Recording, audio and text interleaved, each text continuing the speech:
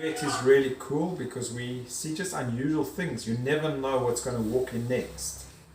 So long-nosed Potaroo is not a species I've ever come across before. But being a vet, you've then got to extrapolate your knowledge. I know that it's a macropod. We know it's in the kangaroo group. We've got some basic principles that we use generally, and we have to apply it. This little guy, what's his name? Do we know his name? Dave. This little guy's name's Dave, so it's a long-nosed Potaroo. It's an Australian native mammal. It came in fitting. So we know that epilepsy is caused by many things. So we think of obvious things. We think of hypocalcemia, low calcium. So we got a shot of calcium. Today, in the middle of the day, happened to be really hot. And it could have been heat stroke. So he's got a lot of fluids, and his temperature was very high. So we've gradually, over a few hours, cooled him down.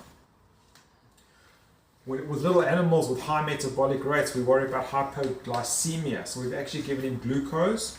We've given him Nutrigel and high energy oral medication as well.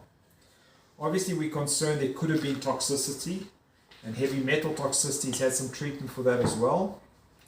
Sometimes there's nutritional issues in the diet that can cause fitting, and so a BCO is a reasonable thing to give these guys. We know they get coccidiosis, and that can affect the brain. Toxoplasmosis. There's very little that really works well. There's an antibiotic called clindamycin that we may choose to give. But he's actually responding. He's not, our little puppy, 1.5 kilos, is not fitting anymore.